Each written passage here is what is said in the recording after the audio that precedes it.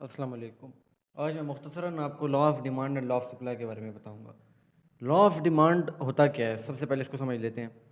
Law of demand कहता है कि जब किसी चीज़ की प्राइस बढ़ती है तो उसकी डिमांड कम हो जाती है, और जब प्राइस घटती है तो डिमांड ज़्यादा हो जाती है। यानी कहते हैं जी, प्राइस का और डिमांड का आपस में क्या है, इनडायरेक्ट रिलेशन है, यानी इन्वर्स रिलेशन आप कह लें, इन्वर्स रिलेशन है इनका, ठीक है।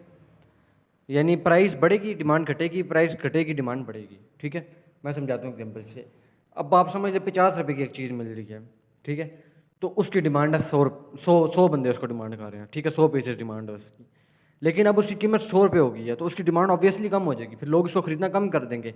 जो जो चीज़ें महंगी हो रही हैं लोग खरीदना कम कर रहे हैं, तो ये लॉ ऑफ डिमांड है, ठीक है। यानी चीज़ के पैसे बढ़ेंगे डिमांड कम, पैसे घटेंगे डिमांड ज़्यादा।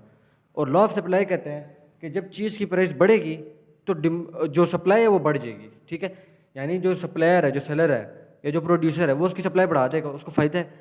यानी जब प्राइस बढ़ेगी चीज़ों की, अब एक सेलर एक चीज़ बेच रहा है 10 रुपये में, ठीक है।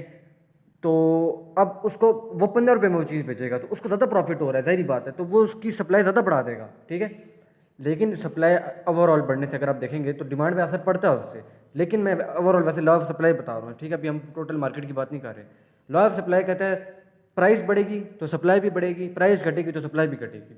यानी प्राइस अगर कम होगी 10 से 8 पे आ जाती है, तो ज़ाहिर बात है प्रॉफिट कम हो गया उसको, वो सप्लाई कम कर देगा उसकी, जिसकी चीज़ की सप्लाई ज़्यादा, जिसकी प्राइस ज़्यादा होगी वो फिर वो चीज़ बेचना शुरू कर देगा ज़्यादा। तो ये चीज़ होती है law of demand and law of supply. Price और सप्लाई का डायरेक्ट रिलेशन होता है लॉ ऑफ सप्लाई के अंदर, ठीक है। और प्राइस और डिमांड का इनडायरेक्ट होता है लॉ ऑफ डिमांड के अंदर।